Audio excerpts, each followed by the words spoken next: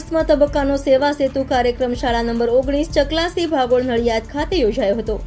ધારાસભ્ય પંકજભાઈ દેસાઈએ સેવા સેતુ સ્થળ મુલાકાત લઈ ઉપલબ્ધ સેવાઓનું નિરીક્ષણ કરી નાગરિકોની સુવિધા હેતુ જરૂરી સૂચનો કર્યા હતા અને લાભાર્થીઓને પ્રમાણપત્ર એનાયત કર્યા હતા।